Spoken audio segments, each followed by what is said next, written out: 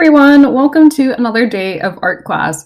So I wanted to make this video for you all today to introduce to you different concepts of value, as well as some of the different mediums that different artists use in order to go ahead and achieve value in their own work. So I'm going today to introduce to you the three most common. So without further ado, let's get started.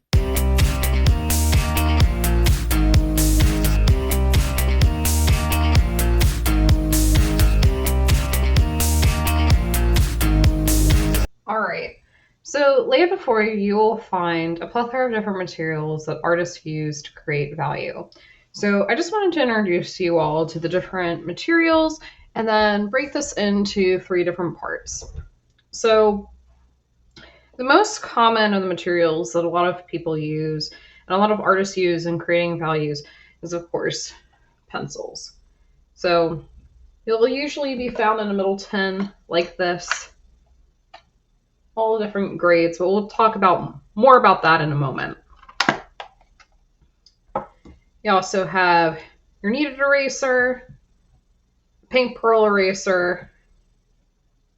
These are the Staedtler white erasers, as well as our blending stumps, and this a rather fun one, our retractable eraser, as well as a pencil sharpener.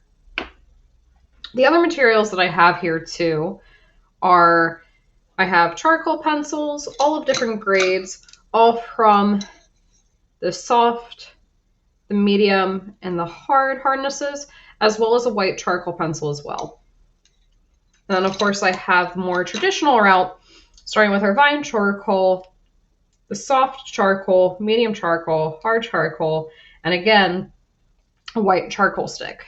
And the last medium I'm going to be introducing you to is what is called India ink, also known as black ink or just ink. So I have a classic brand of Higgins and everything over here as well, and another brand as well called Sumi ink.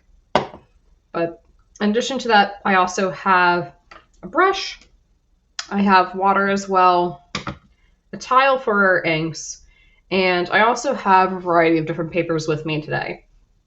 So I have newsprint, which I'm going to talk about more in a minute. Tracing paper. I also have a sheet from a multimedia pad and a Bristol pad. But the very first thing that I'm going to talk to you about is how to use 4 pencils.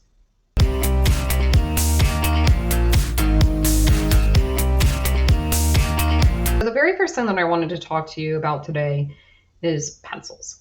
So pencils are probably what I would say is sort of like the beginner's kit to learning about value, because it's going to provide you with the most control. Now, this brand of pencils has been with me for a while. It's kind of a graduated brand called Caran d'Ache. You do not need to go out and buy the fanciest brand of pencils that you can find. Something like a Faber-Castell, a Staedtler, an Artist Loft will work just fine. But there is something that I wanted to discuss before you run out and buy your first set of pencils. And that is what is called the different range that pencils come in. And what is meant by that is that pencils, of course, are made of different types of graphite. So the different types of graphite involves what is called a scale, kind of similar to our value scale, that ranges all the way from 9H to 9B, with a scale of HB being in the middle. And what's meant by that is that the darkest pencil is going to be the 9B. That means it's going to have the most graphite in it. But the lightest pencil that's going to be offered is the 9H, which means that it is combined with graphite as well as it is combined with clay to give it a lighter appearance. So just as an example, I have my 9B pencil here. So I'm just going to make a mark real quick. And already we'll see that that is pretty dark, all things considered. However, if I'm going in with a pencil such as my 2H, even if I'm pressing as hard as I can, immediately I can see that that is going to leave a far lighter mark than that of my 9B. And that's okay. So bear in mind that with whatever set of pencils you get, it should have a different range and hardnesses, with the 9H being the lightest and the 9B being the darkest. And you also don't need that many pencils.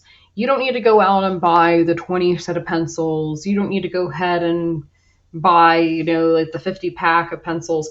You don't need to buy probably any more than probably about, I want to say, 4 to 6 pencils to at least give you that range. And again, we'll talk more about those brands, and I'll also post a comment on the stream just about what kind of pencils that you should be looking for as you're picking up your own. The other thing that I'm going to mention too is the pressure of which you also use for your pencil. I'm also going to be talking a little bit about blending techniques and also tips and tricks for craftsmanship for when you go to blend your work. So, funny thing about pencils is that we always hold our pencil, or always seem to default to our pencil in the way that we write. But there's a way to control the hardness of the pencil depending upon how we hold the pencil itself. So you're always going to have the most control when you are holding the pencil in the way that you are writing. And it also means that you're going to make the darkest mark based upon how you also hold that pencil. However, if I change my placement over here, one, I'm going to have less control, and two, my mark is going to be noticeably lighter the further back I get from how I hold my pencil, even if I'm pressing as hard as I can. So that's just a little trick that I wanted to share with everyone, is that how you hold your pencil in order to get a range and value already matters. Okay?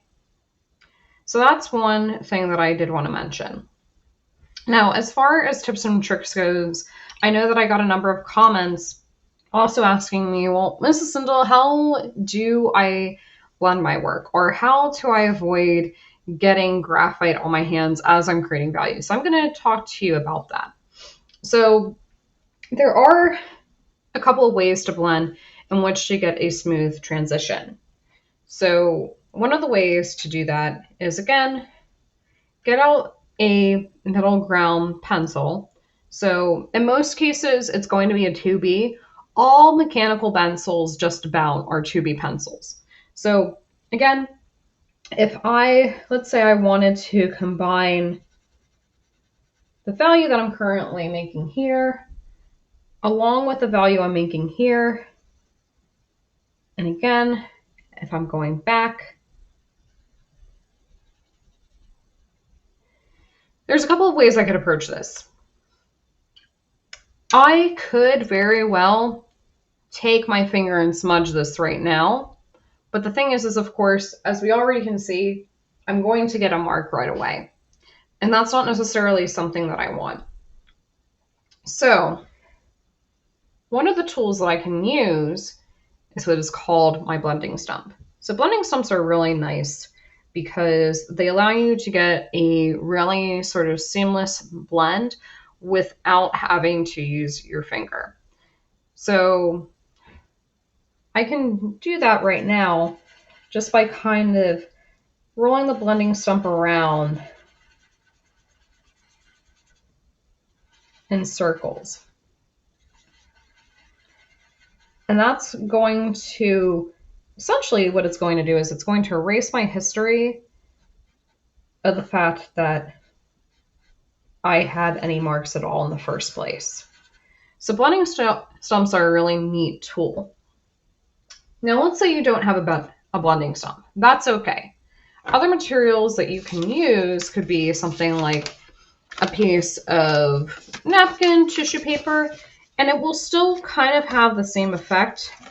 Maybe not quite as nice, but you can always roll a sheet of paper and it will lift up some of that graphite pigment.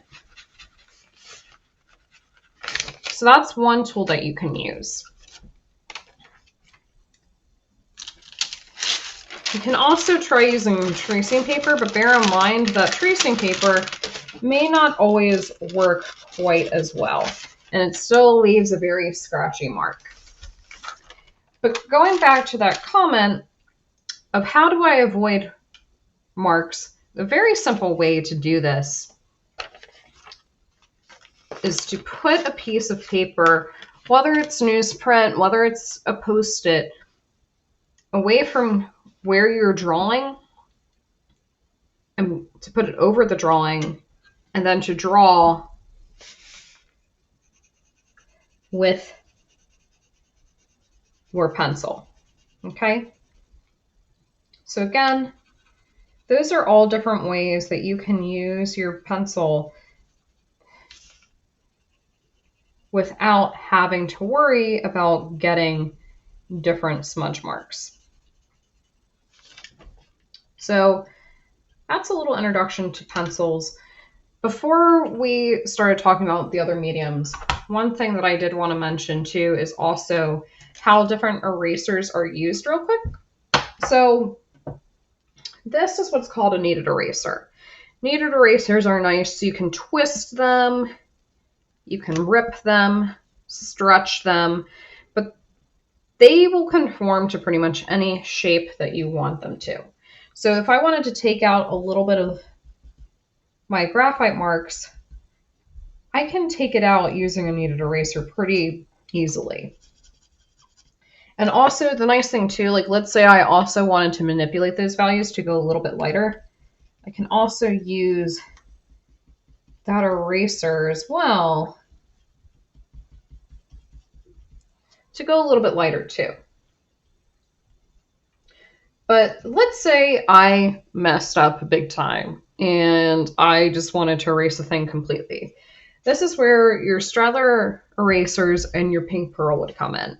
Pink Pearl is where you have really big mistakes and you just want to take a big chunk out.